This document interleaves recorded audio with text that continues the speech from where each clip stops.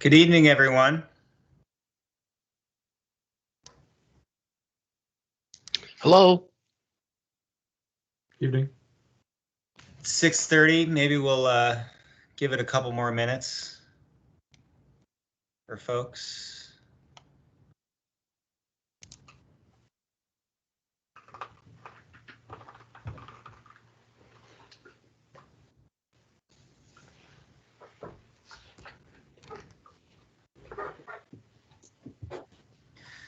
Everybody got their snow shovels out and ready to go?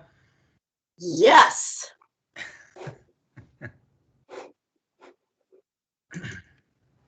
I'm the only person in the neighborhood that owns a snow shovel, so my neighbors borrow it.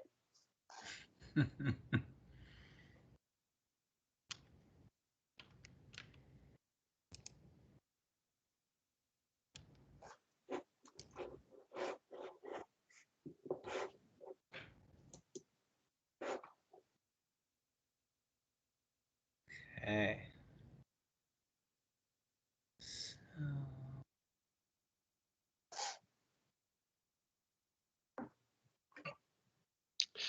The public listen only line is the area code 314 number.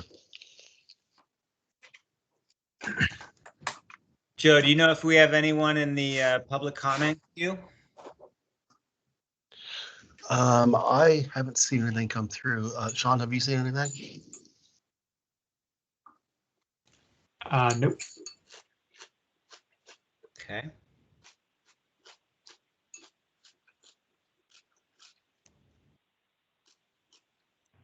Well, I'm going to call this meeting to order. Thanks for being here, everybody. Happy Wednesday. And hope you're all doing well. It's been an interesting week. And it's not over yet. So we'll see how it goes. The first item on our agenda is to consider the minutes from the January meeting. And I'd like to ask if anyone has, oh, Scott, you have your hand up. Would you like to? I was just going to move to accept the minutes from the January meeting. I will second. Okay, I guess at this point we open it up to discussion. I just had one edit under item 4, project updates. It's just a grammatical thing. The third sentence, it is expected all taxing entities will concur with the requested level of increased maximum indebtedness. So I just suggest that we strike the word give in that sentence. So it will concur with the requested level. I'll make that change. That was my only suggestion. Shall we move to approve the minutes based on just that change, or did anyone have anything else?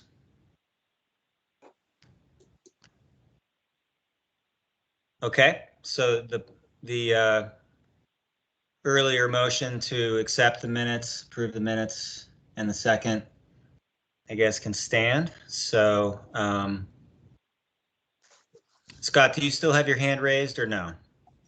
No, I was just going to admit, I was just going to say that I would move to accept the minutes as amended. That's all. Great. Okay. So, any further discussion? Okay, I'll go through the roll call then. I'm not entirely sure who all is here. I think I have a pretty good handle on it, but I'm just going to go through the roster if that works for folks. So Chris Cash.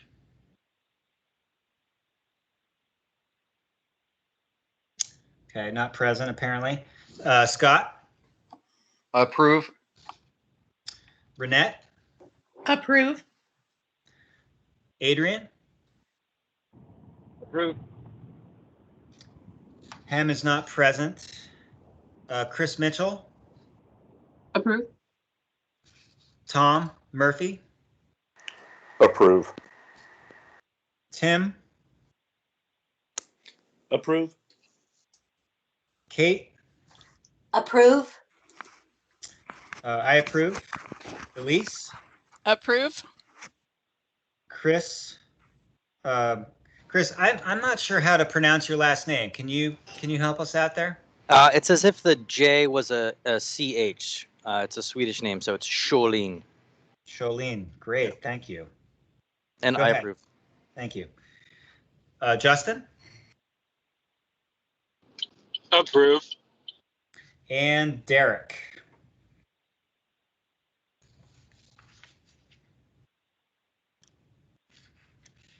Derek may not be joining us yet, it seems. Okay. All right.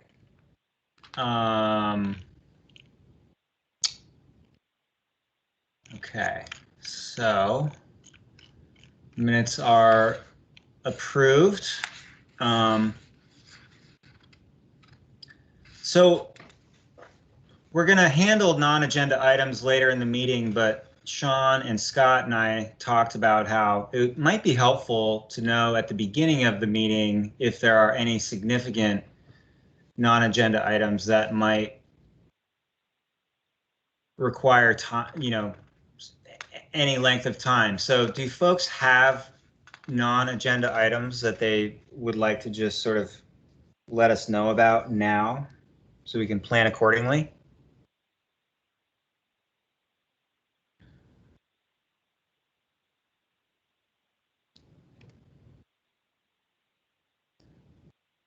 Okay. I'm not hearing any non-agenda items that we might expect later, but you can certainly, if you come up with a non-agenda item or remember something, this isn't your only chance to put one out there.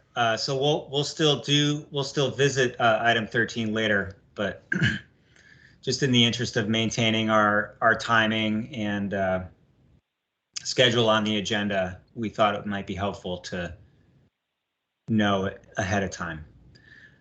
Okay, moving on to agenda item 4, public comment. Are there any public citizens or comments that we will be hearing at this point? Everything at this point, due to the pandemic, must be submitted in via email, and we haven't received any email. Okay. Thanks, Joe. Sean, follow up from previous meeting. Thanks, Ryan. I've got one follow-up. It was a question, I believe, from Chris Mitchell about the cost to maintain trails, and talked to our Parks Department, and basically an average is $2,500 per mile for paved trails. So that's the figure they have.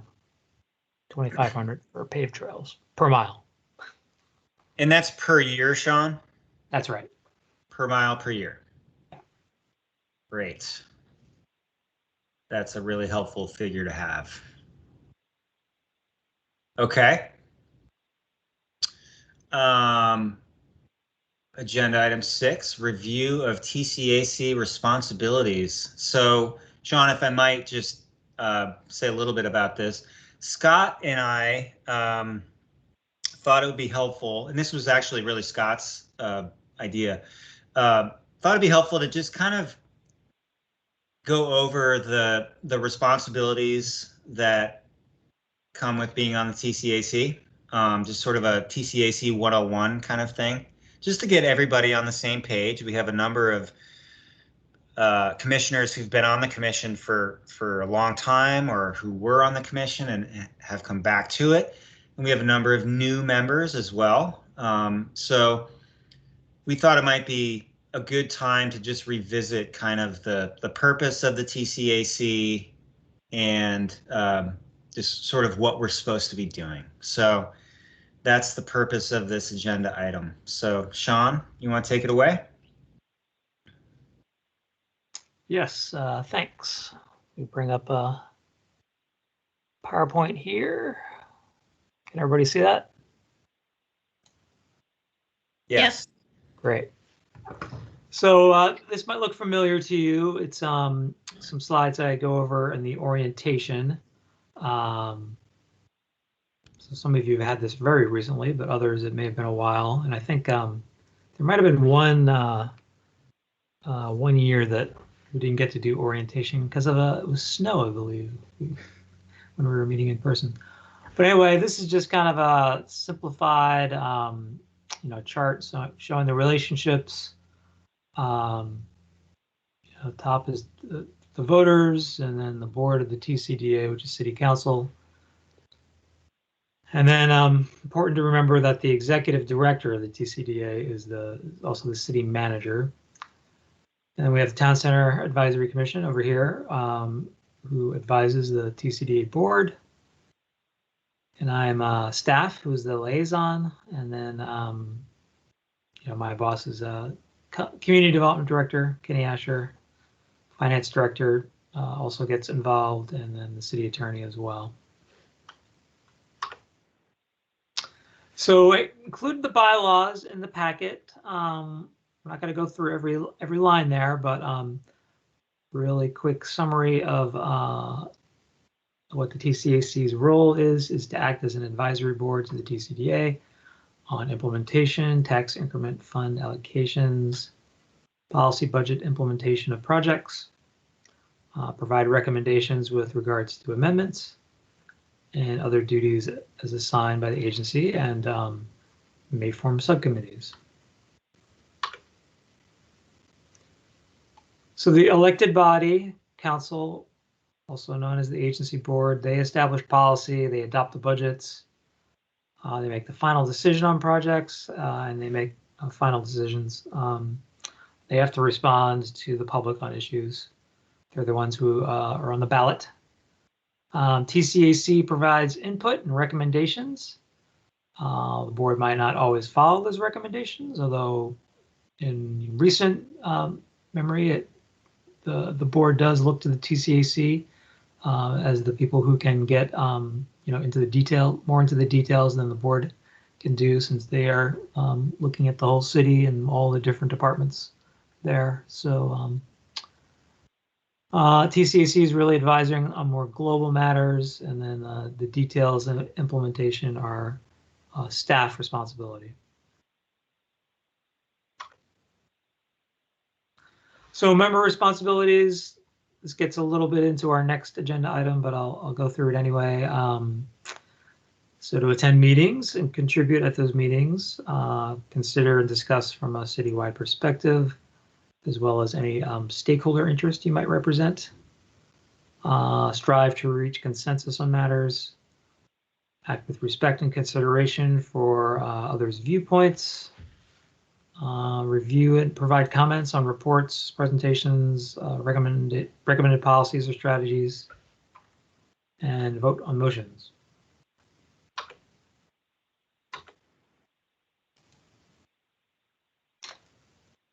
And so the commission members can engage in general discussions, but shouldn't discuss specific real estate projects or proposals with potential developers or property owners without the authorization of the agency. We're actually going to have the city attorney come next month to talk a little bit more about that, and rules about executive sessions. The members shouldn't make representations on behalf of the city of Tigard or the agency without authorization, and members may not make representations on behalf of the TCAC without the authorization of the commission. So those are kind of the high points of responsibilities. Anybody have any questions?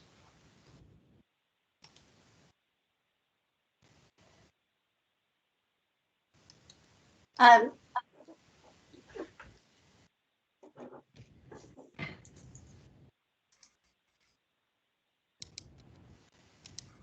Looks like Elise, Elise. looked like you had your hand up. I think Kate was talking first. Oh, I'm sorry. will we do training on executive sessions at some point? Yeah, this city attorney is will be here next month or the month after to give that training. Awesome. Okay, thanks. Elise? Yes, the funds that we are advising on how we use them, the urban renewal funds, you might want to explain how they come to the city from the tax increment financing. And that's our budget. Right. Thank you. So yeah, I mean, a real quick urban renewal 101 is that when you form a district, property tax, the assessed property values are frozen. The other jurisdictions, school district, TVFNR, city, they keep on getting what they had been getting in property tax receipts. The increase in assessed value that turns into property taxes is called the increment. And that tax increment is what funds urban renewal projects. So there's another level on that money has to be borrowed in urban renewal. So in the early years, we typically borrow just from the city and pay it back with increment. But as more TIF is generated, then that enables us to borrow from a bank or go out for a bond. And in the case of City Center, we're at that level. We've borrowed. We've done a private borrowing. Tiger Triangle will likely be in that position very soon, just because of how big it is and how much increment is being generated there. And then that is, there's a yearly TCDA budget for both districts, and the funds from each district have to remain completely separate. Can't spend money in one district on the other one. And that goes through a budget process. There's budget hearings. So just like the city has budget hearings, there's a TCDA budget hearing, and in that case, the city's budget committee becomes the TCDA budget committee. So it's the same body that is approving those. And then after that, after it's recommended for approval by the budget committee, then the city council in June usually will adopt that budget. And the board of the TCDA would be adopting the final TCDA budget.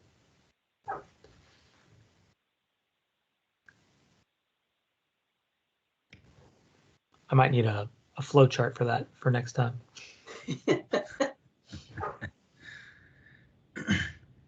Thanks, Sean. That's really helpful. Any other questions or comments on TCA responsibilities? TCAC, excuse me. Okay. So next on our agenda is a review of meeting ground rules, and this kind of does just flow out of the conversation we've been having, but in your packet you saw a fairly extensive cartoon version of the Robert's Rules of Order and Parliamentary Procedure, which is what we strive to utilize during our meetings. And we may not always be perfect, and I think that's okay. But it sort of forms a framework for how we try to, conduct our meetings and our business. So hope you had some time to spend with all of that, and we won't go through that, item by item, but we thought it would just be worth kind of putting it out there for one thing, and reminding everyone that those are the sort of the guidelines that we try to adhere to. And also just have a more general conversation about how we meet, how we talk, how we interact, and we don't need to go into great detail about that, but there were a few thoughts I wanted to share, and then I'll invite all of you to chime in as well, and Sean too. So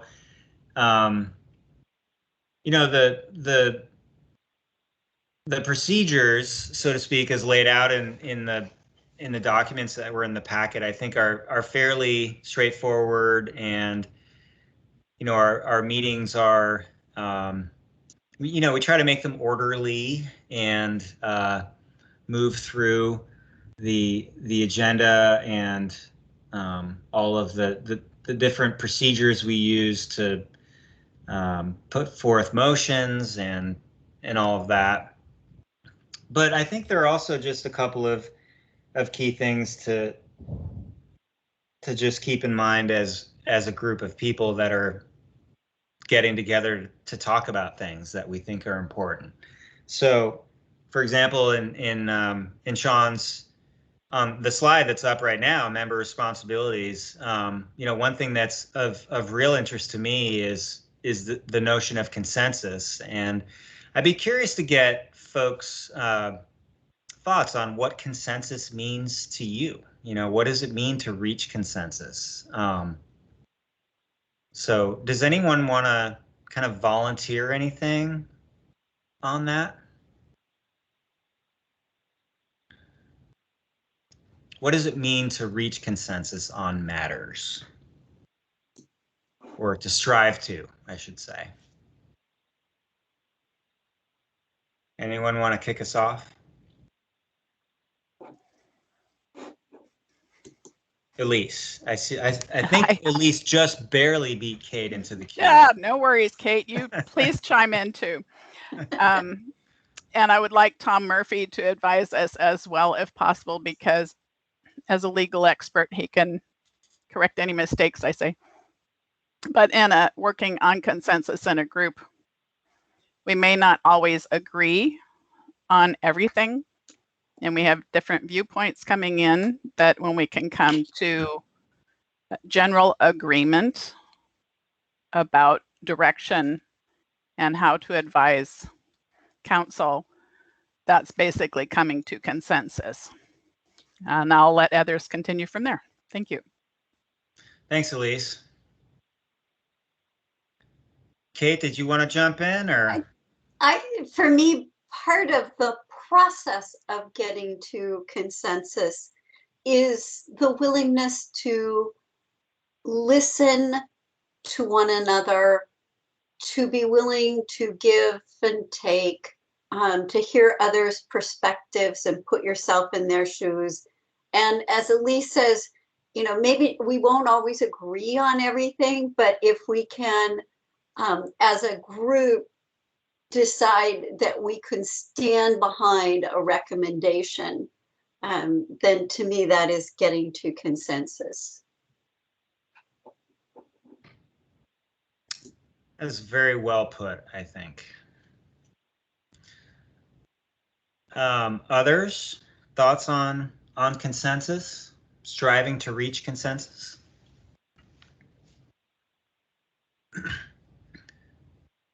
Tom, there. Renette, go ahead, please.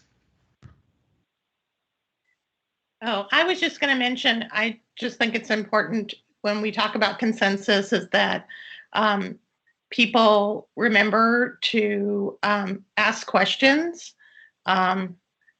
And if they don't understand, or if they're trying to get to what the other point of view is, I think sometimes people listen to other people and they put up their defenses instead of really listening and asking questions for clarity. So sometimes it's uncomfortable to ask questions, but I think it's important. Thank you, Renette. Tom, I'm just going to call on you because you're perspective on this was requested specifically. I'll get you for that at least.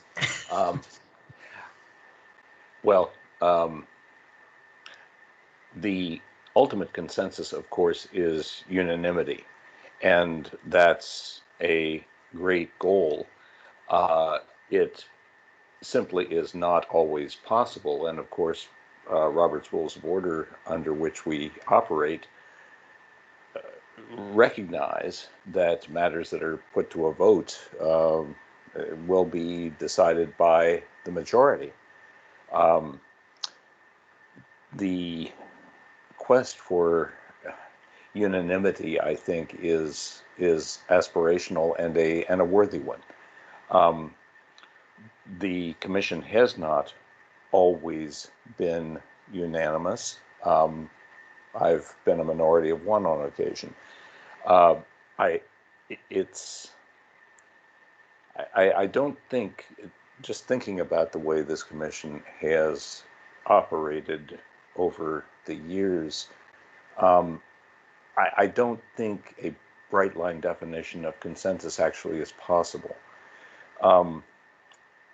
For instance, if we have a matter put to a vote on which only a couple of people dissent, but that dissent is strongly felt, it is one of those topics on which perhaps it is wise for this commission to draw back and to perhaps defer action for a while, just to allow a little bit of contemplation, a little bit further discussion. And there were times when, just hearkening back to having been a minority of one, when I laid down my marker, but I said, do it. I've made my record, and this commission's position is clear. So, Ryan, bluntly, it gets punted back to you, where I think the chair takes the temperature of the commission and determines when there is a sufficient unity of opinion on a matter for us to move forward. Thank you, Tom. Appreciate that very much. And I actually did return punts when I played football in high school. So I'm ready to return any punts that are sent my way. Renette, did you have something else to share? Your hand is raised. Just want to make sure. Oh, okay. Sorry, I forgot. I'll put it down now. No problem. No problem at all. Thank you all for sharing. One thing that I want to say about consensus is that, for me at least, it's really about getting to a place where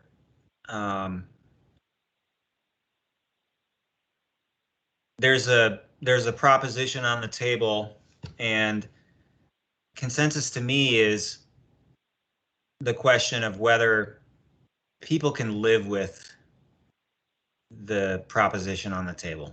It may not be your ideal. It may not represent everything that you feel is important. But in the end, can you live with it? And that, for me, has always been kind of the backstop of consensus. And I don't know that that's certainly not the final word on it by any means. But that's kind of what it means to me. I don't feel strongly about everything personally. And there are things that I feel more strongly about than I feel about some other things. And so if I'm not particularly invested in something, or don't have a problem with the decision that the group as a whole, as Tom kind of alluded to, is coming to, then I'm not going to stand in the way. You know, if I can live with it, then I'm part of that consensual decision. So that for me is what consensus is about. A couple of other things as far as ground rules that I think would be worth mentioning. I'm a big believer in the idea that people participate in conversations, particularly meetings, in really different ways. And especially during this time when we're not sitting around a table the way we were a couple of years ago or even a year ago. You know, we're having to do this in a really different manner, and it has its challenges. It also has its benefits, like the ability to raise your hand. And previously, we would stand our name placard up on end as a sign. That was our way of raising our hand during a meeting. And so I just feel it's really important that people with varying and different communication styles be comfortable entering a conversation space. And so I'm a believer in just leaving space. Those silences that some people consider to be awkward or whatever, I think they're really necessary. And I'm really supportive of us creating those. And I want to do that. So that's important to me. Some people just aren't comfortable jumping into a back and forth kind of conversation where there are a few animated voices. Some people are going to kind of slink back into a comfort space there and not necessarily participate. And I think we miss out when that's the case. So I just want to make sure that everyone on the commission has the ability to to enter the conversation in a way that works for them. The last thing I want to say on this is just that I think it's important that we draw a distinction between, you know, when we disagree on things, which is likely to happen at some point, that we disagree not with people and individuals, but with statements and ideas. And I think that's just an important way of not personalizing our disagreement, but making it really about the idea or the content or whatever's being put forth, not the person. So I guess that's kind of what I wanted to share on ground rules. Sean, did you have other things you wanted to add? Well, just a couple of items about virtual meetings, since we're likely to be in this virtual world for at least a few more meetings. You know, I think the hand raising is good. It should be the way to be recognized. Just remember to put down your hand when you're done. We aren't using the chat function just because of public record requirements. And, you know, we don't use cameras. And that's mostly a just trying to realize that not everyone has the same bandwidth and speed of internet. And so, like, if everyone had their video on, it could slow some people's meetings down to a crawl. So I know some other committees, at least the Planning Commission, when a person is talking, they have the option to turn their camera on. You know, that could be something to discuss or consider in the future. I think it should be optional, but it is kind of strange to be, you know, we have new members who may not know what their fellow commission members look like, but yeah, that's all I had to say. Just the virtual meeting, and you know, we've been doing this, I think, since May or June. So still learning, but I think we're getting better at it.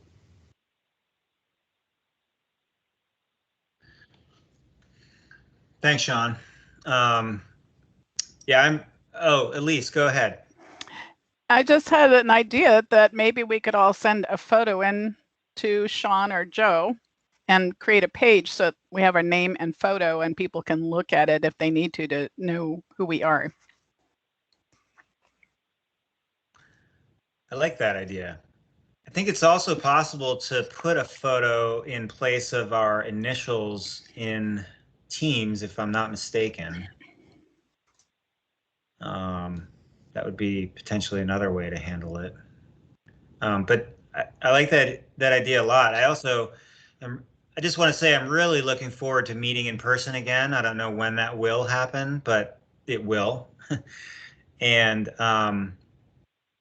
you know, I wonder if there's a way potentially for those who are interested to just maybe meet up downtown or something and just go for a walk, socially distanced and masked, of course, but just as a way to connect in person a little bit. So if that's something of interest to folks, I'd be happy to organize something like that.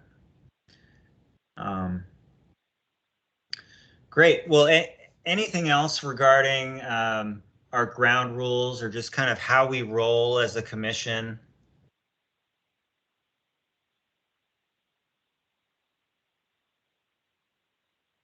Okay, well, not hearing anything, we can move on to the next item on our agenda, which is a debrief of the joint meeting last week and consideration of our goals for 2021, which will require or calls for action on the part of the commission to approve or amend the goals as we currently have them. So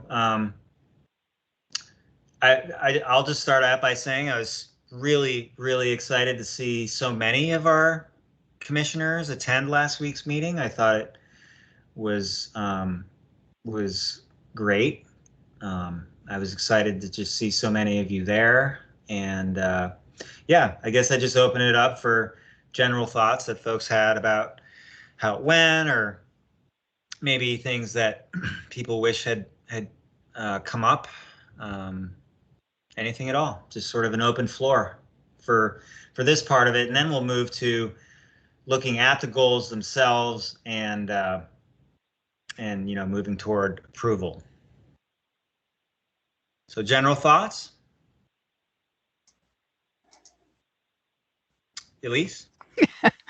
Sorry, I always have opinions and thoughts. I thought it went very well. And then in the formation of our committees, as we're researching on our committees, we need to go to existing committees that are already operating in Tigard, such as the Transportation Committee, the Parks and Rec Committee, you know, other committees that are out there, and make sure we are liaising with them and working with them in joint efforts and finding out what their goals are as well as what our goals are as a commission. And that way it's, I think, we are acknowledging all the work they're doing and not trying to recreate the wheel. So that's my comment. Thank you. Thanks, Elise. Yeah, I think that rings really true for me, just aligning our work with those other committees, and also the work that staff have, you know, they live and breathe this stuff every day. So we certainly don't want to be remaking the wheel with respect to work that city staff, Sean in particular, are doing or have already done. So I definitely want to advocate for that we, in addition, and this wasn't quite captured in the goals, you know, referenced existing or prior committee work. I think it also really needed to acknowledge the fact that city staff have done a tremendous amount of work on all of these areas over time. And we really want to dock our work with what they've already done too. So other feedback on the joint meeting we had with the TCDA?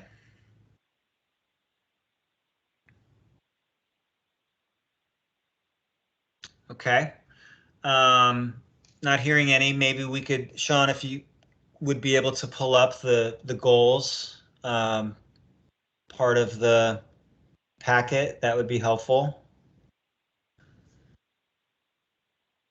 Thanks. So you all have had a chance to review these goals a couple of times and weigh in on them and help make them better. And I don't think our work needs to necessarily be considered complete at this point. I think there's every opportunity right now to continue to refine these and make them clearer, better, more ambitious if we want. So maybe we'll just roll through them real, sort of briefly, and then we can open it up for conversation, see if there are modifications we want to make. Maybe we'll go through them all, and then if folks have particular or specific recommendations for changing or modifying them, we could handle them after we just kind of run through them.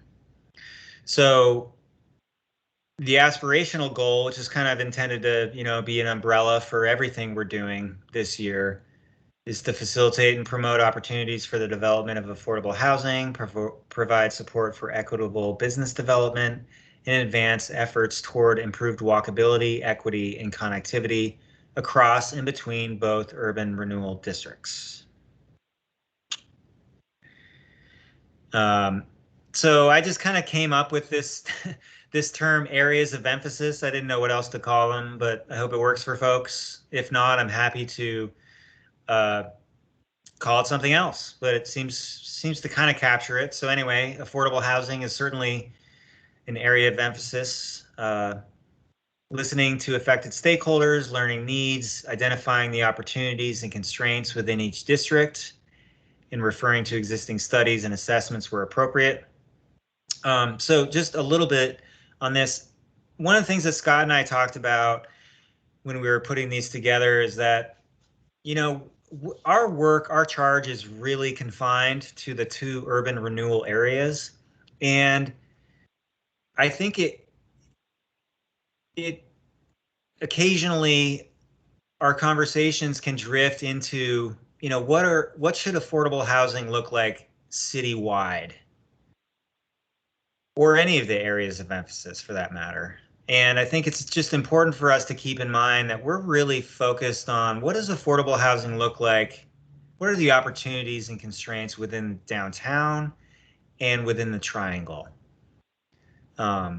If we move outside of those boundaries, I think we're kind of we're gonna end up in unfocused and losing a little bit of our ability to provide meaningful recommendations for each of the 2 urban renewal areas. So just something I'd point out, because there may be affordable housing strategies that are super appropriate in areas outside of the 2 urban renewal areas, but that's not really what we're tasked with addressing. Secondly, recommend specific programs, innovations, and policies to city staff and council that directly affect, support, and encourage the development and preservation of affordable housing forms downtown and in the Tiger Triangle.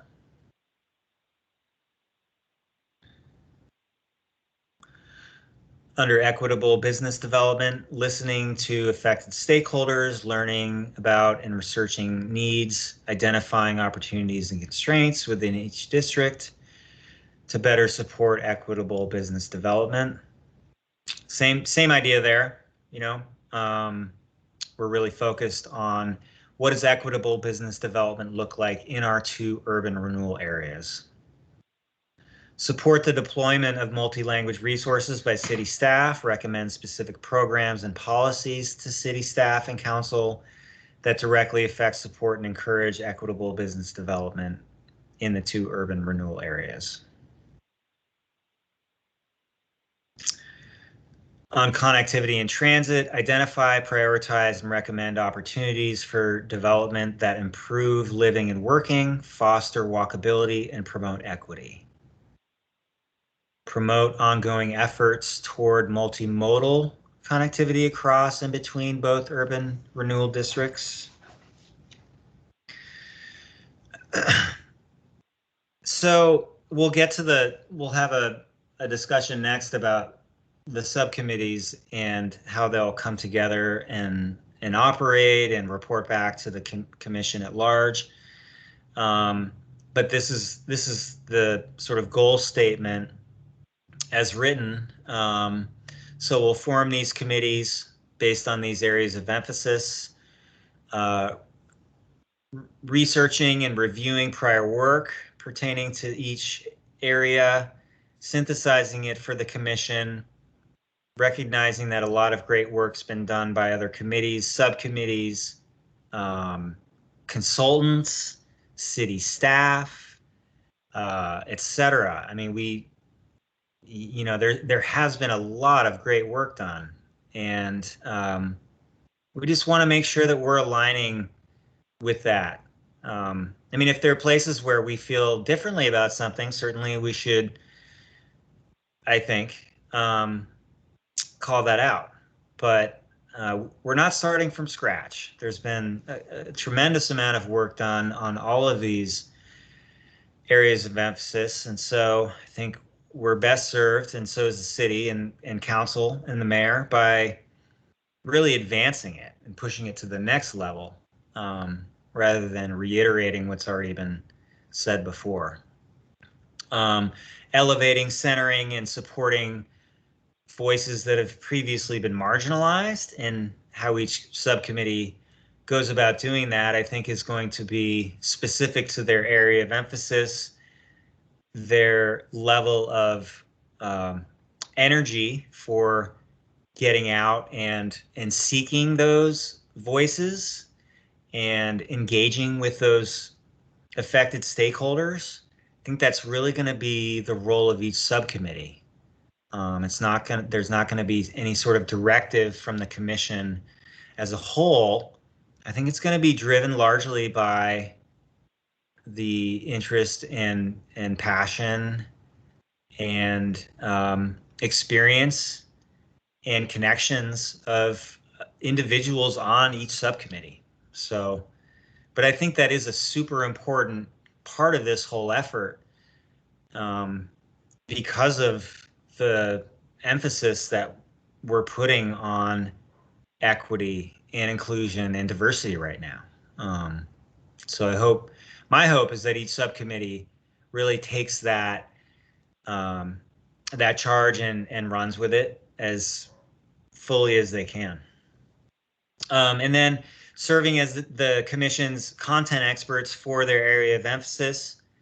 And that could include bringing in outside presenters or experts, recommending reading and resources for commissioners, and definitely leading discussions throughout the year. And I think that's an important dimension that, we're really going to be relying on these subcommittees to inform the commission as a whole on what work they've been up to, sort of what their findings are, conclusions, and ultimately, ideally, hopefully, recommendations. So.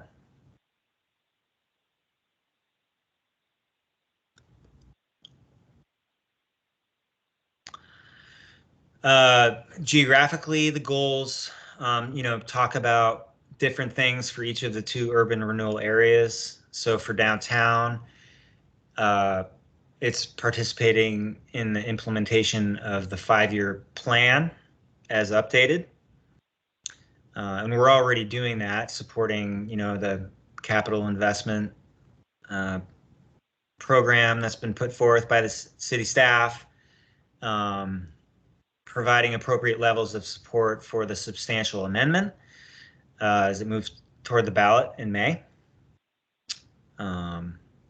Driving projects that are underway to completion and supporting those financially, if appropriate, and supporting, projects in the CIP. So that's kind of the for downtown, for the near term, it seems we have a fairly robust group of projects that we'll be asked to weigh in on and continually be updated on. So that's great, but there are lots in the pipeline, and I think for the triangle, you can probably go to the next slide, Sean. Even more so. I mean, there's just seemingly a ton of activity in the triangle right now, which is really exciting. Particularly in light of the fact that, the transportation future is a bit uncertain at the moment, but investment is coming in regardless. So for the triangle, participating in the implementation of the Equitable Urban Renewal Implementation Strategy Plan, continuing to provide financial support for projects that are catalytic, such as the Overland project at 72nd and Dartmouth, and others that are on the way, the SEPA project. There just seems to be a lot going on in the triangle, which is really great. Promoting and supporting projects identified in the next 4 years of the implementation and action plan. Again, more, a lot of projects coming down the line, and opportunities for the commission to weigh in a meaningful way on those. So I think that's it. So I'll just open it up to any and all comments folks have, ways we might want to refine these or improve them. The goal being this evening to formally approve the goals and get to work.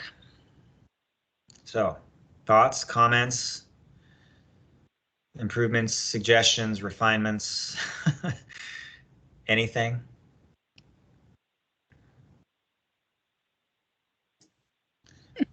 Elise. Hi.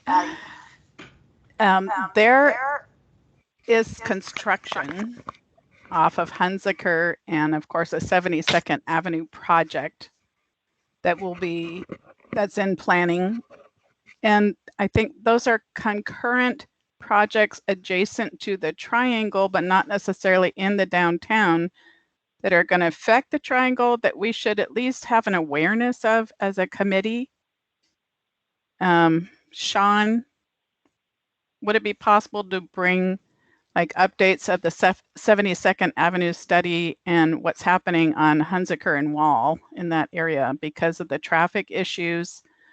And the other thing is the 72nd Avenue bridge going over the highway. There was talk about widening that at one point and how it would affect flow. So I'll let that go for now and ask Sean to address it. Yeah, certainly 72nd Avenue will be coming before the commission. I think it's still a year or so out, but that's, in the triangle, it's one of the most important streets in the triangle, and we'll be coming to you soon with an update on that. I'm not as familiar with the Hunziker Wall items, but there's actually a weekly transportation update I can forward out to the commission members if they're interested. Kind of gives you a sense of all the construction that's going on in the city. I think Tcac gets that, so I can also forward that to this commission.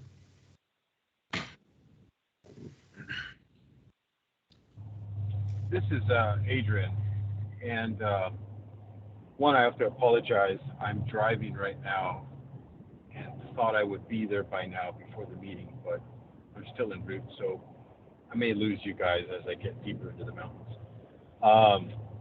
But is it safe to assume, Sean, that as we're going through our meetings and items, they'll stop us and let us know, hey, city staff's already working on a project similar to this, or,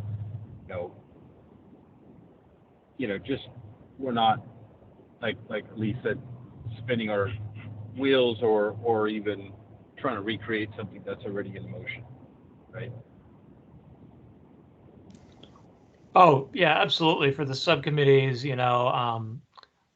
mean, I'm not going to be able to attend your subcommittee meetings, but I can certainly provide all the resources, give you suggestions, uh, fully brief you on the area of the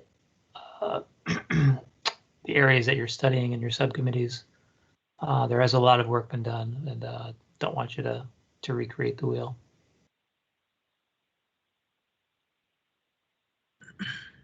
Thanks, Sean. That's really helpful. Thank you in advance for whatever resources and prior work you're able to point each of the subcommittees to. I think that will be really helpful in just grounding each of the subcommittees, work in a way that will enable them to be most, provide the greatest value to the council and mayor and staff. So, Elise, I really appreciated your comment about adjacent development and projects and how those have the potential to impact the urban renewal areas.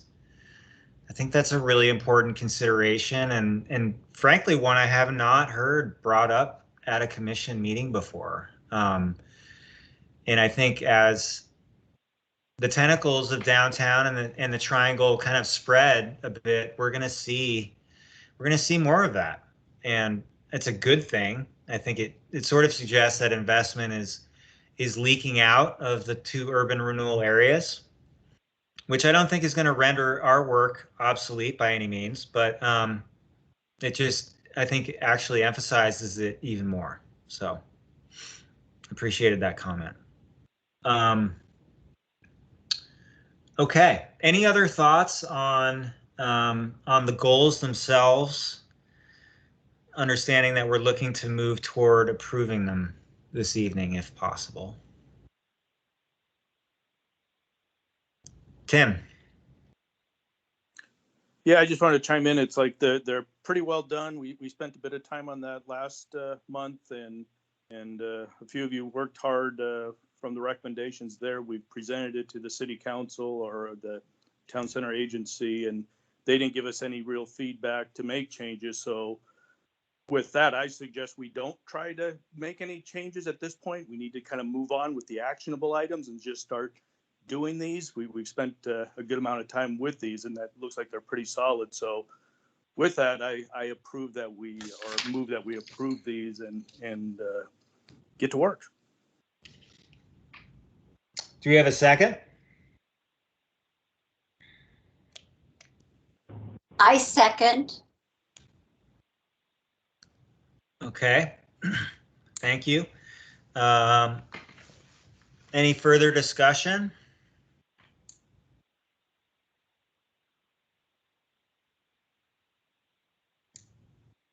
Okay, hearing none. Are we? It seems that we're ready to vote. So I will again just run down the roster, and we'll vote. So it seems that Chris Cash is not here. Chris, are you here? And I didn't realize it. Okay. Scott. Approve. Renette. Approve. Adrian. Approve. Chris. Mitchell. Approve. Tom. Approve. Tim. Approve. Kate. Approve. I approve. Elise. Approve. Chris. Sholin. Did I say right? Yeah, approve. Justin. Approve. Derek.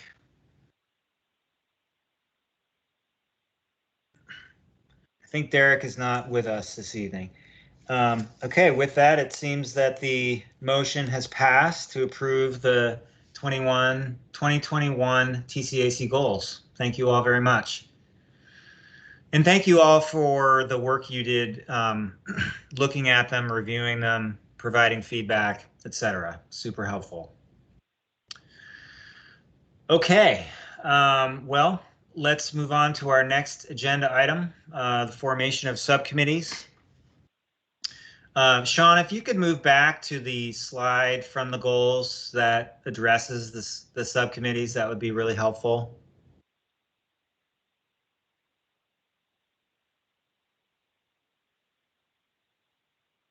Thank you. So I guess I'll start this this off by just saying that I really appreciate what I perceived as a real willingness at our last meeting for folks to agree to participate in subcommittees, recognizing that really it's additional time and energy and work from all of you.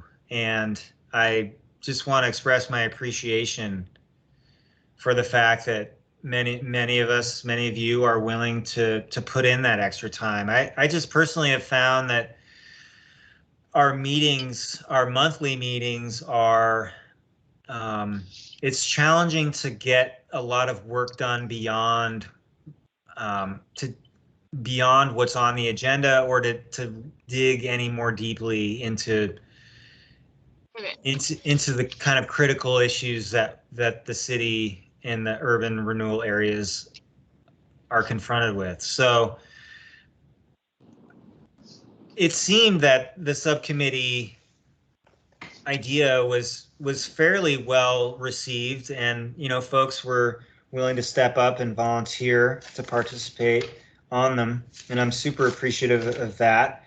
And I kind of wanted to open it up a little bit, just to see what other people's thoughts are on how to make the subcommittees effective and provide value to city council and the mayor and staff to some extent. So I just want to kind of open it up for people to share their thoughts on, what does a productive subcommittee look like? Tim, your hand's up.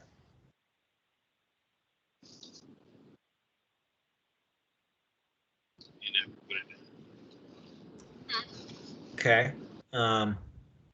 Tim's hand is not up anymore. That's fine. Do people have thoughts on this, or do we want to just kind of talk about how to put them together and sort of the mechanics of the subcommittees? Chris, you have something to say.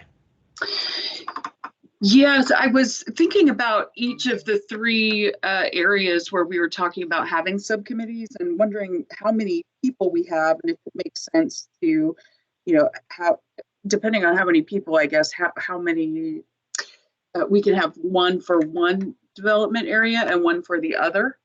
So there's really more of a question and a statement in there.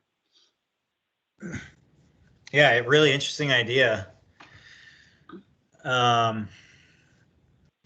Thank you. So, does someone else have their hand up? I can't really tell right now. It looks like someone does. Yes, Elise. Elise, thank you. Sorry.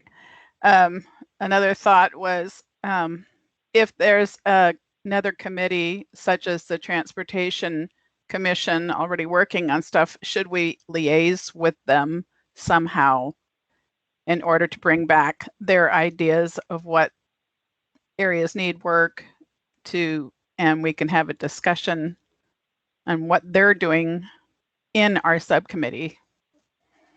And so maybe being informed of when their meetings are, and maybe trying to have someone liaise with them on their meeting, or else liaise with the committee, their chairperson, and discuss would be good. Elise, are you envisioning that specifically with the connectivity and transit subcommittee? That would seem to be most applicable to what you're saying. Yeah. That's the one I'm talking about. But then there were the other subcommittees. There might be an active working committee, like in equitable business development. I think City of Tigard has something that they're working on, and affordable housing.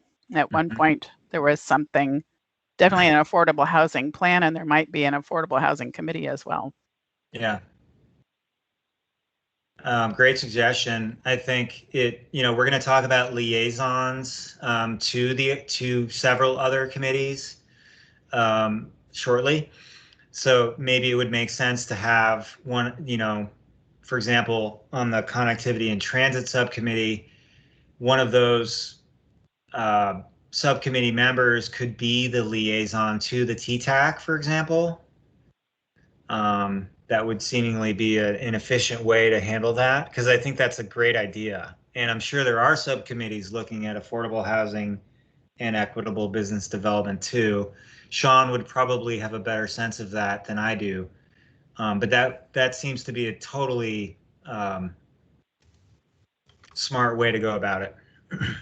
Tom Murphy. Ryan, I think you pretty well covered it, what I was about to say.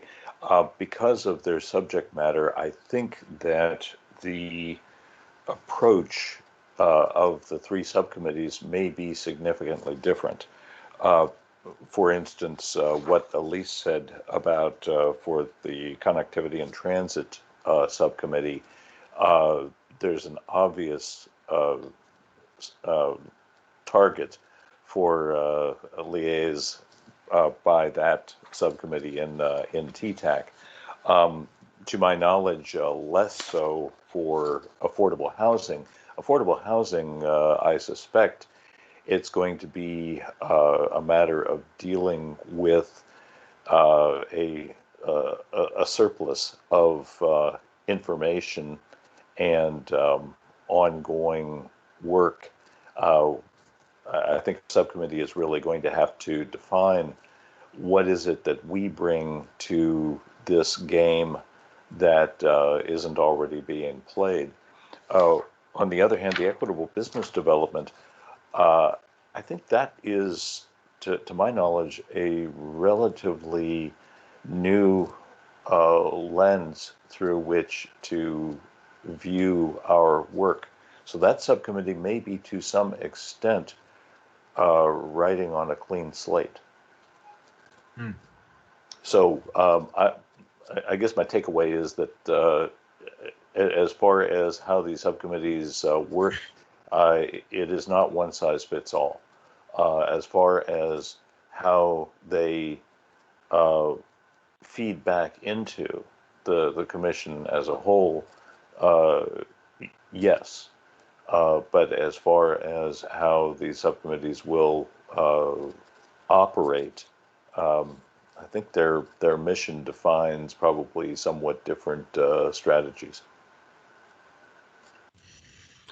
Thanks, Tom. That makes a lot of sense. Sean, did you want to?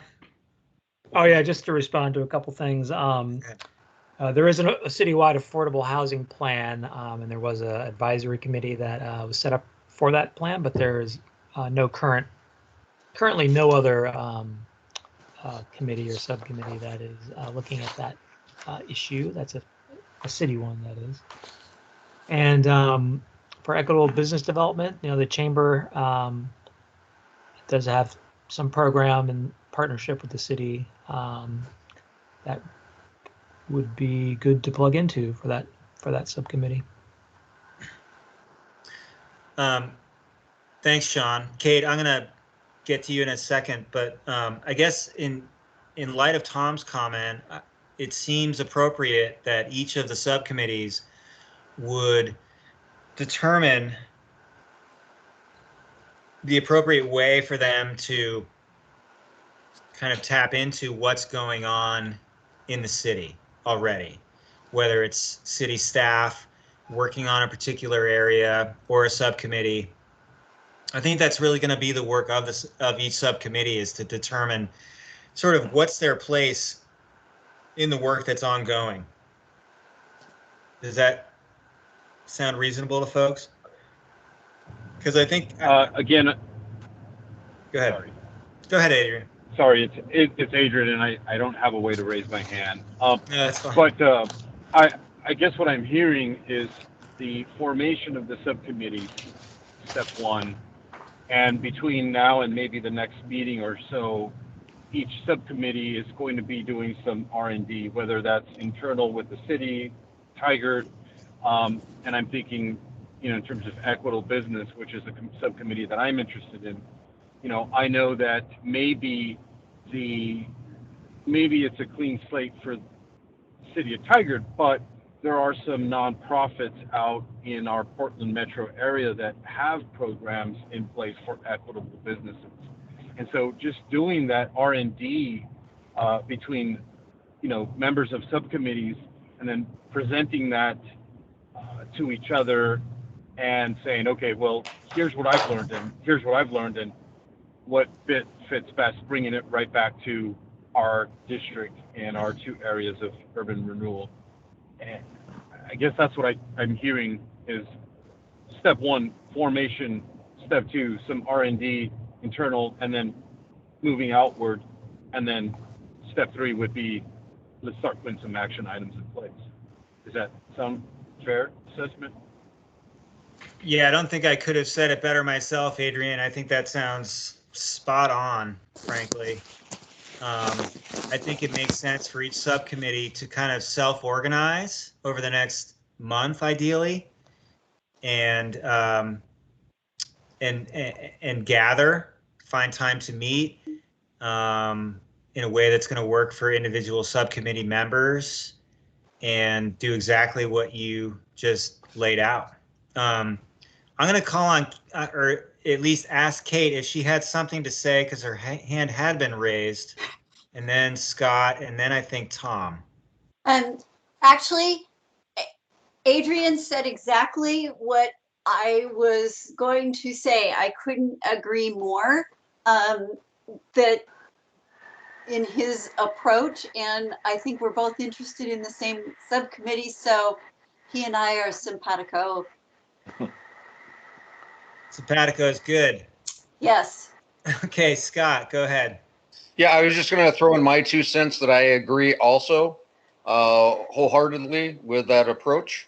And that was it, just that I agree with it. Excellent. Tom, did you have something to add? No, my hand was up by mistake from before. No problem. Chris Scholien. Yeah, I just wanted to offer here at the pub, we've got a back room that's currently closed to the public that I suspect I could set up for maybe as many as 6 people spaced out, 6 feet apart. So it wouldn't be for like eating and drinking and such, but it'd be a space to have subcommittee meetings if we needed to. Thank you, Chris. That's an extremely generous offer. Thank you very much. So I do see these subcommittees as kind of being formed out of the initiative taken by the members of them, for the most part. I hope people are comfortable with that. I don't see any other really feasible way of doing it. And it's, as I mentioned in my email this afternoon, some of you may not have seen it, it's fine. There's no obligation to be on a subcommittee. Obviously, we respect and appreciate the time you bring to these meetings. And subcommittee meetings are obviously more time, more work, and more effort. So for folks who are willing to be on one, thank you very much. And for those of you who aren't, thank you very much too. But it seems that we have some membership kind of coming together on affordable housing. We have, at least I have, Justin, Derek, Tom, and Chris Cash. On equitable business development, I have Kate, Adrian, and Chris Scholien. On connectivity, I have Elise, Hem, Chris Mitchell, and Justin, and I'd like to be part of that subcommittee as well. I would suggest that each subcommittee designate a sort of a lead person to organize and set meeting times and be a spokesperson, or you can delegate those responsibilities however you choose to. But I think we are going to be really relying on all of you to kind of pull these together, independent of the actual TCAC meetings. And I hope folks are comfortable with that. And if not, let's discuss it. We're kind of at the end of our time on this particular agenda item. But if folks have thoughts on that proposed course of action, please speak up.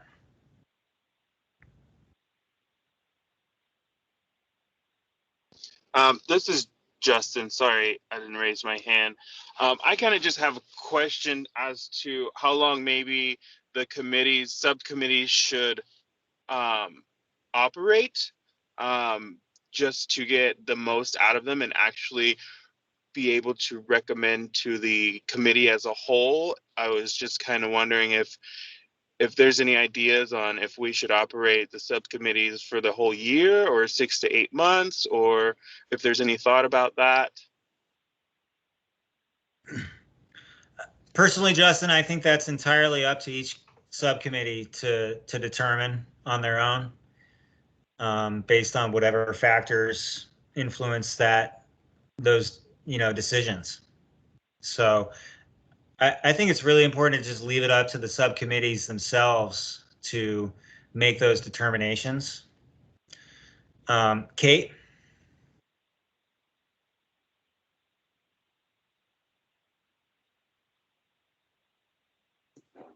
Sorry, I was having trouble with mute. I know that I just want to make sure that anyone that wants to participate, we make sure that we include them. So maybe if you're not currently, if your name isn't on the email that Ryan sent out, if you just want to let him know, if you're interested, then we can just confirm. I just would hate to leave anyone out. Absolutely. Thank you, Kate. And I also think that if people decide, 2 or 3 months from now that they suddenly have an interest in participating in one of the subcommittees, that there would be an openness to people joining on at a later point. Or maybe you have a particularly busy work schedule right now and can't free up the bandwidth to be part of a subcommittee now, but maybe come, May or June, things are different for you. You've got time and want to get involved. I'd like to think that we could keep the door open for people joining up later on.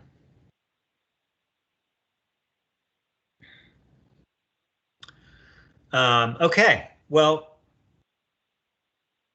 I'm going to do my best to try and inform each of the subcommittees as to who has expressed interest in being part of them. And I think what I'll do is communicate with each subcommittee individually and just kind of be a check-in person. If you have things that you want the whole commission to be aware of, you can just funnel those through me. And I'll sort of get a communication stream up and running with each subcommittee in the coming week. Okay. And just one other item. I know a lot of people have access to online meeting platforms, but if turns out there's a subcommittee that doesn't have that resource, let me know and we'll figure something out. Thanks, Sean. Okay. City Center substantial amendment update. Sean, all you. Yes, well, last night we had a public hearing on the substantial amendment, and we had sent out postcard to every registered voter in Tigard, and that's a state requirement that we do that. We only got about 5 comments, I would say, by email. We did have 3 people who spoke at the meeting and in testimony, and Ryan was one, and Corinne Orendez, former TCAC chair, was another. And then there was one gentleman who was more skeptical, not necessarily opposed to urban renewal, but skeptical about the claim that it doesn't impact people's taxes. But the amendment did pass unanimously, and that sets up putting it on the ballot. There's going to be the next council meeting, the one after that, council will be deciding on the ballot language, which can be very important in framing the issue that goes into the voters pamphlet. And once it's on the ballot there, you know, there'll be an election May 18th. We do have a communications plan that I can share at the next meeting, just about what we're planning to do. We're working on video, working on some you know, talking points for people who might want to advocate for it. And so it's a very busy time. We had to get the concurrence of the other 3 major taxing jurisdictions, the school district, Tualatin Valley Fire and Rescue, and Washington County. And we did get those. There was a slight mistake in the Washington County resolution, so that has to be rerun, but that'll be done next week on their consent agenda. So that was important. There was you know, the school board did have a lot of questions about how it would impact them. School districts are actually the least impacted because of the way Oregon funds its schools. You know, it's not solely or really, it's not really based on the individual district's property taxes. It's kind of equalized throughout the state. But they did have a lot of questions about the impact. But in the end, they did unanimously concur with our request for this level of maximum indebtedness. So it's a pretty exciting time. We're gonna moving into election mode and getting impartial information out, and hopefully we have the support of voters that we did in the last few times we've gone to them on urban renewal questions. The Tiger Triangle and the City Center substantial amendment from 2017 passed with something like 67% of the vote. So that's a solid mandate, I would say, or even landslide. But we'll see what the voters are thinking out there. It is a hard, not hard, but it's, you know, a little confusing, the tax thing. It's because on your property taxes there is a line that says urban renewal, and you know, the answer to that is if urban renewal didn't exist, all those total for all the districts would add up to be the same number. It's just an accounting thing, but those are the kind of questions that we're anticipating about it. So more to come. Thanks, Sean. So assuming everything goes well or as hoped, when would the considerations we briefly discussed at the last meeting around political advocacy, when would those kick in for the commissioners? Once it's on the ballot, and I got to double check with the city attorney to when that actually takes effect, because there's a process where the city council sends it to Washington County and they officially accept it and all that. But I'll send out an email with that confirmation. But again, I'll get that pamphlet that we send out during election time, and it absolutely does not mean you cannot advocate for it. You just can't advocate for it during the TCAC meeting time, or advocate for it on behalf of the TCAC as a private citizen. You're able to advocate for whatever you like, for or against. Great. Thank you, Sean. Okay, we're going to stay with you for project updates. Yeah, let me bring this up here real quick.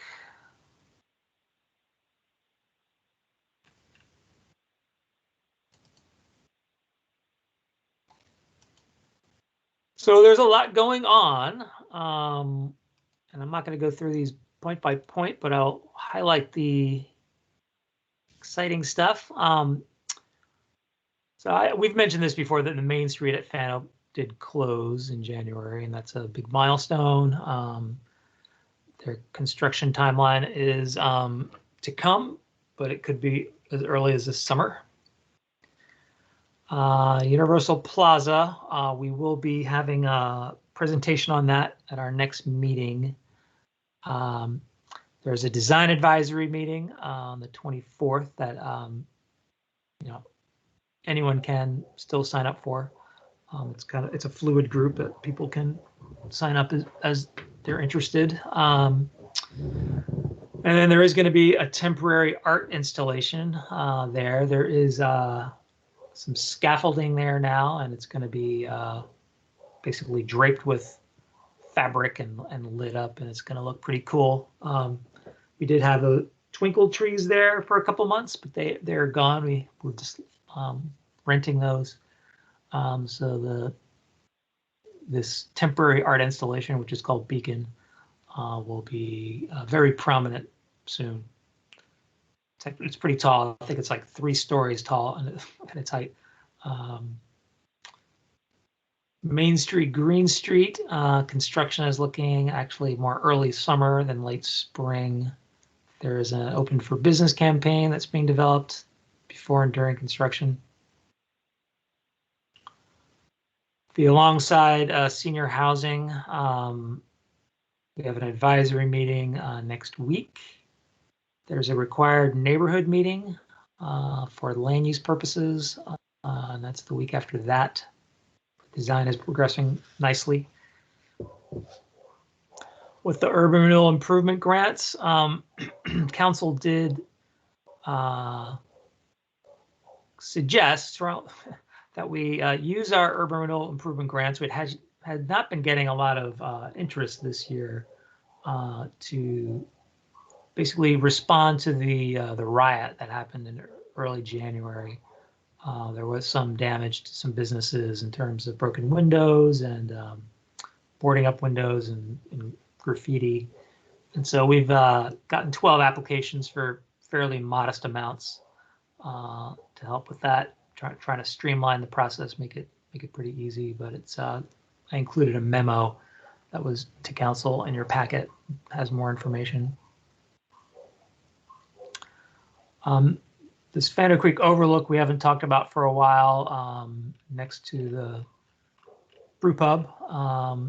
It's going to be shifted to late 2020, just in terms of basically having enough bandwidth and budget to do that while we're planning the Universal Plaza.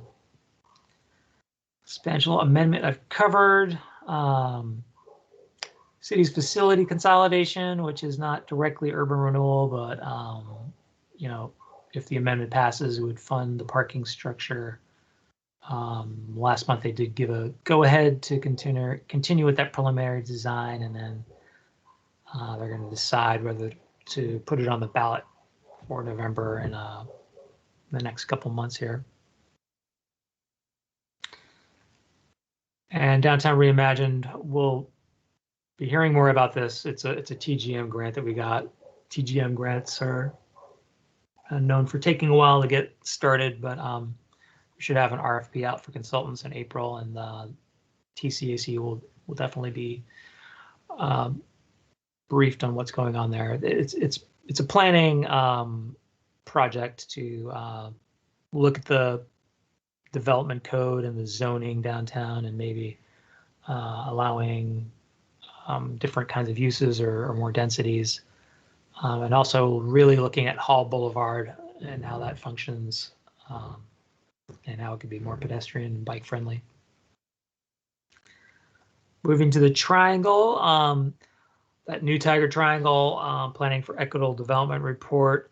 We briefed the board on that. That was the same night as the TCAC joint meeting, and they did pass a resolution to accept that as the guide, and that will be our guide for implementing the Triangle plan, and really had already been kind of guiding us, with parks and affordable housing being the top two priorities, and we're well funded in our last budget and will be in this current budget.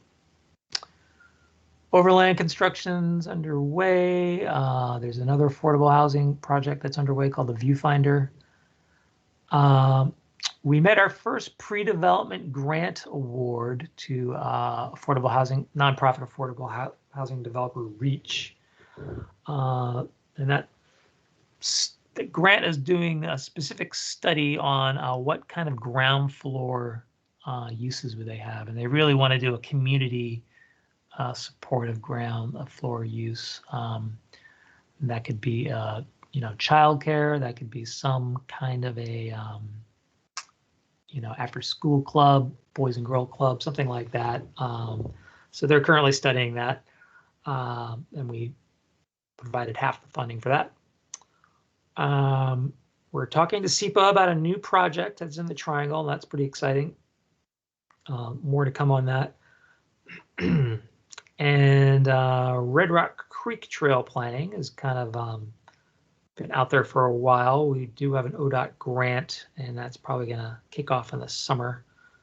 That's going to be studying the trail alignment. The mixed use pass for 217, we did not get that Department of Transportation grant. That would have only been a small amount of money towards that larger project that was going to be done in conjunction with Southwest Corridor. Kind of, putting it on hold until we have more clarity on what's going on with the Southwest Corridor. It's not to say that there couldn't be a mixed-use path someday independent of the Southwest Corridor, but certainly be more cost-effective to do it with the light rail project. But we'll see what shakes out the Southwest Corridor. And parks, we are still making inquiries on properties, and not a lot of willing sellers out there, I have to say that.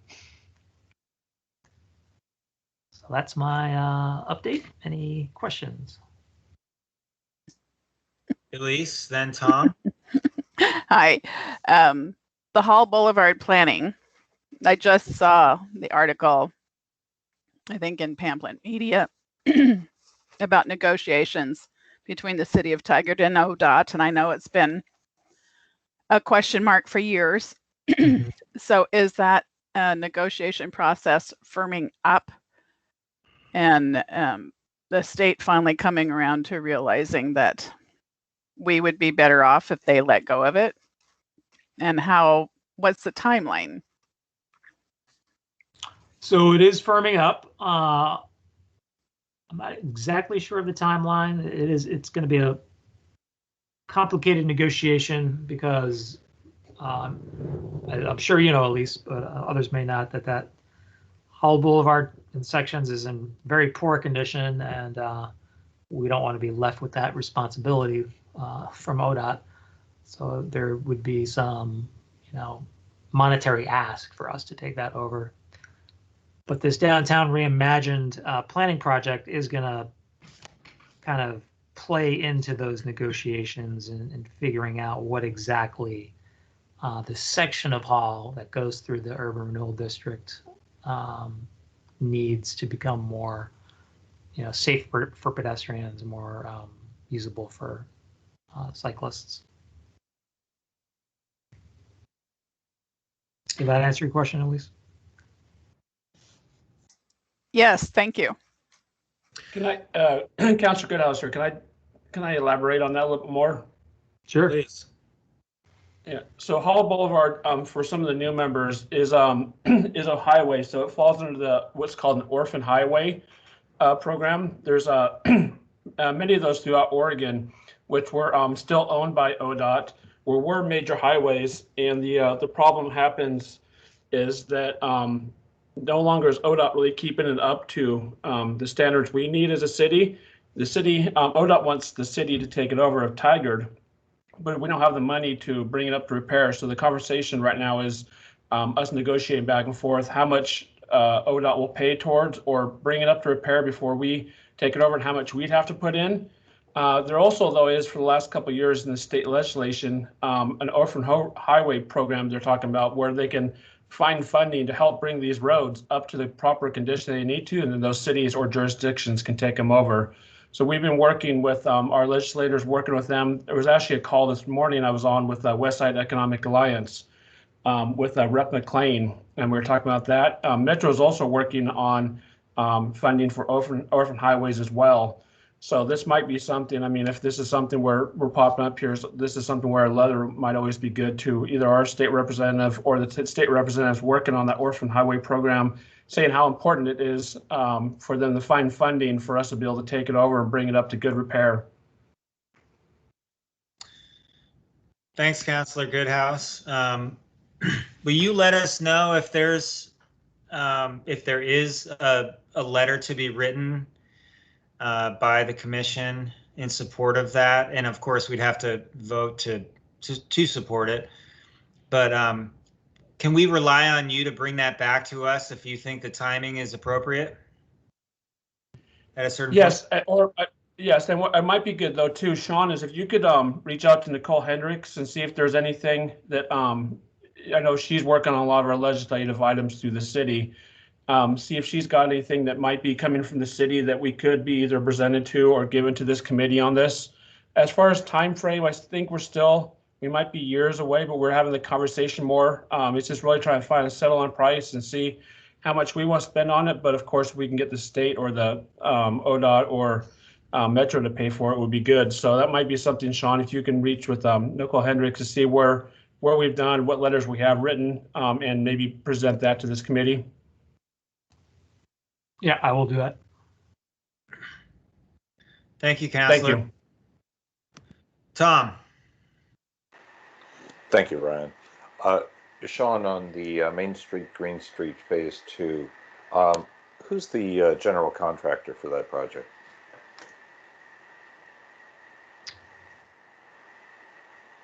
You know, I don't have that information right now. Not a problem. I can get it. Councilor Goodhouse, did you have something else? Your hand is raised still. Oh, I need to take it down. Sorry. No problem. Elise, can I call on you in a second? I just had a couple questions for Sean. Sean, can you clarify what TGM is? Sure, fell into my planner speak there for a minute. So it stands for Transportation Growth Management, and it's a grant program that's funded by ODOT and the Department of Land Conservation and Development. And basically they make some, annually they make grant funds available to study some planning issue that has to, not solely transportation, but has transportation as a nexus.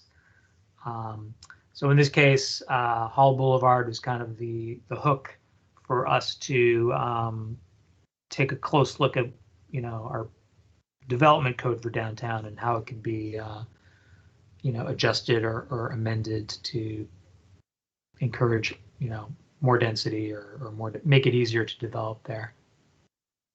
Great, thank you.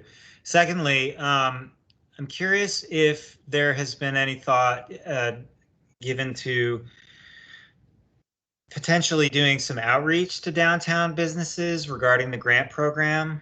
I think I've mentioned before, my insurance agent, Mark Creevy, is downtown, and I walk by his office frequently and wonder if maybe there are some improvements to be made there. I'm just curious if we would ever consider doing some sort of outreach around the grant program in order to get people engaged with it.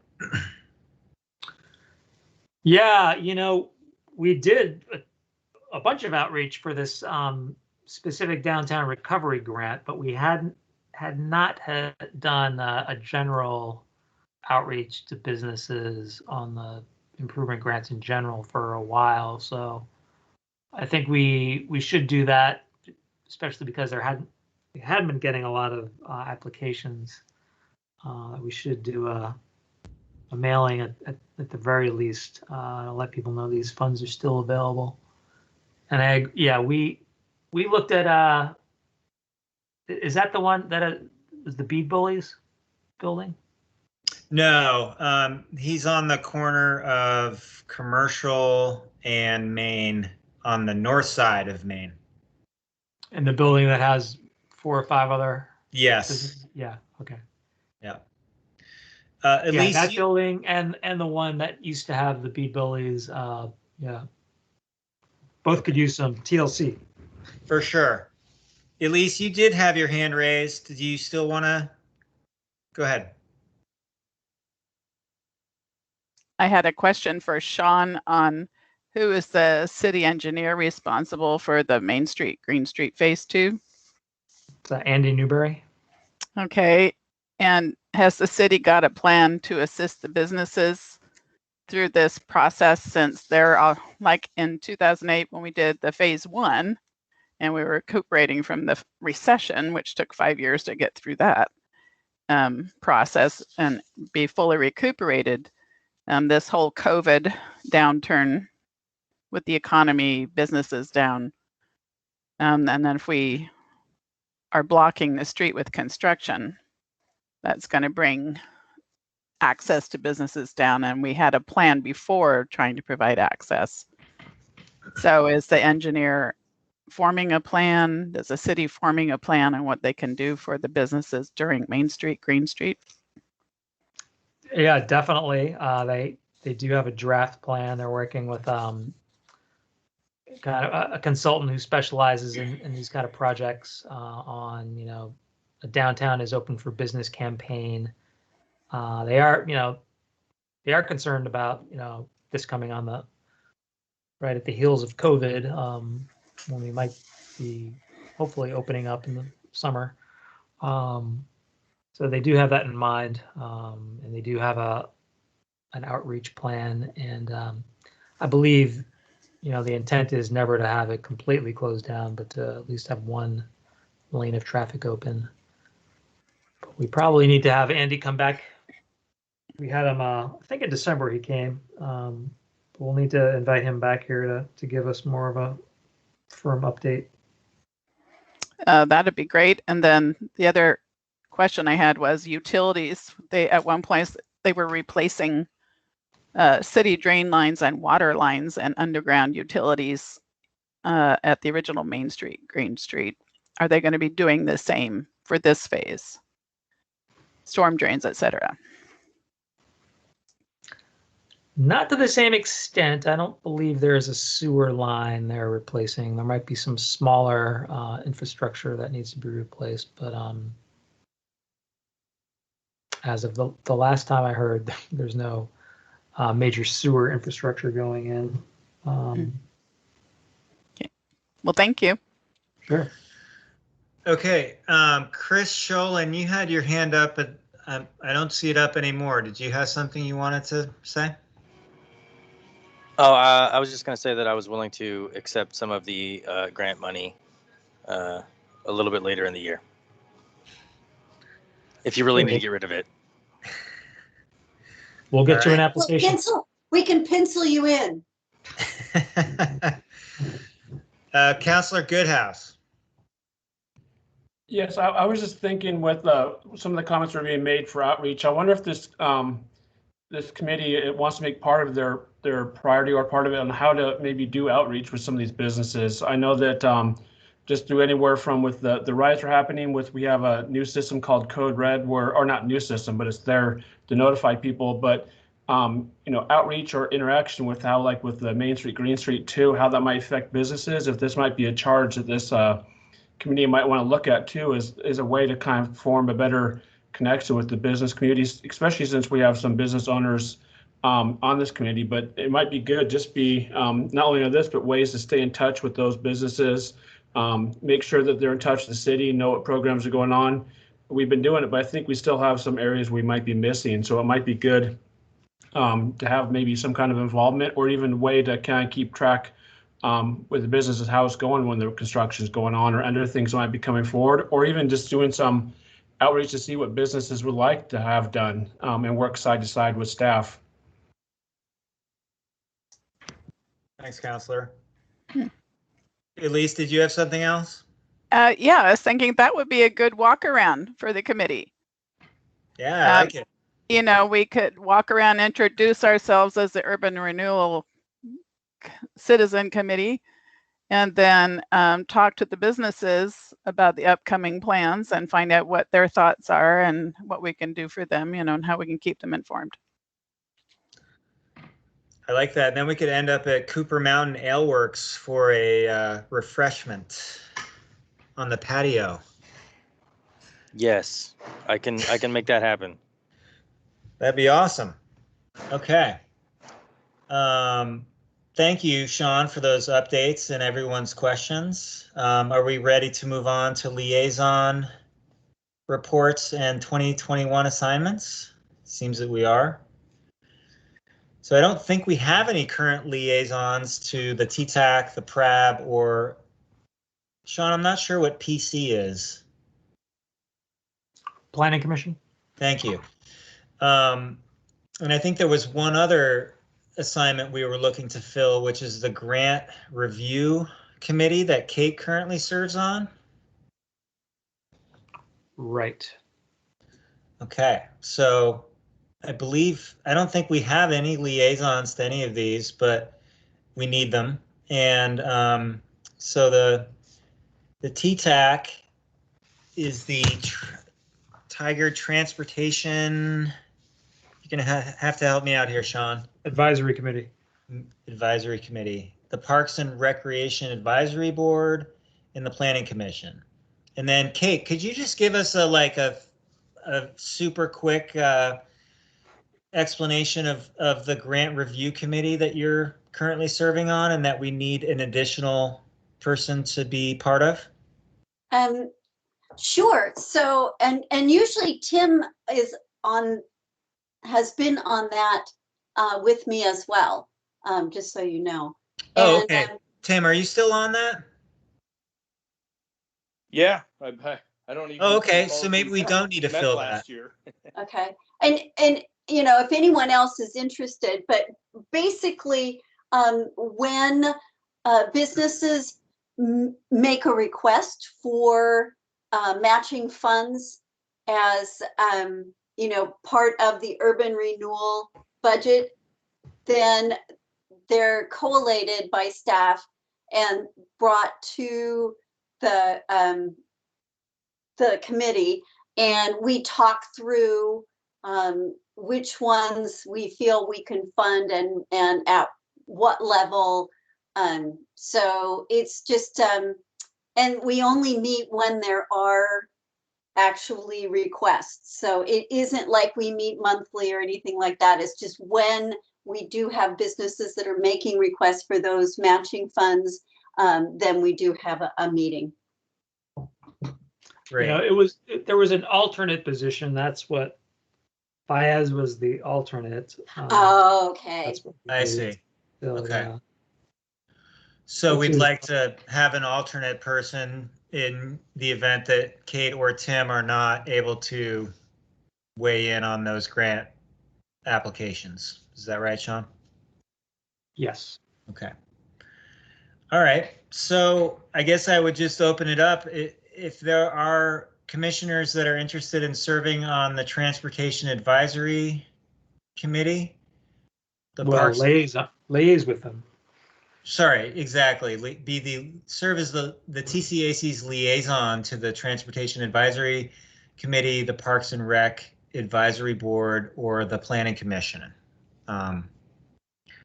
You can either speak up now, or, you know, we don't have to decide necessarily this evening, but we wanted to put it out there that we would like to have liaisons to those three other commissions. So, you know, give it some thought, and maybe we could, you know, if folks want to communicate their interest in that to maybe Sean, Scott, and I, that would be helpful. And then maybe next month we could just briefly revisit it and see if we can get people assigned to those. Scott? Yeah, sorry, when you first said if people were interested. So I'd be interested on being the liaison to the Planning Commission. And then I'd also be interested in being the alternate working with Kate. Okay, great. Thanks, Scott. Yeah, and any others that are interested, you know, just let us know and we'll get it worked out. Anything else on liaison reports or anything related?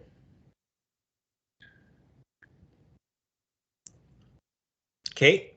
I will have a report for our next meeting on the Senior Housing Advisory Committee. We have a couple of meetings coming up, so I will report on that next month. Excellent. Thank you. Okay. Any non-agenda items?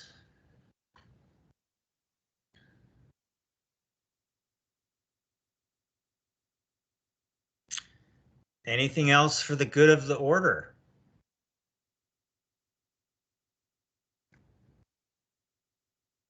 Okay, well, I want to thank you all for your time and energy, and want to wish you all well during the, hopefully, inclement weather coming. I'm kind of looking forward to it personally. I grew up in Connecticut and we had lots of snow every year, and I really miss that living here, but I'm super hopeful for some snow that actually sticks. And I look forward to seeing you all next month, and we'll be in touch in the meantime regarding subcommittee formation, etc. So thank you all very much, and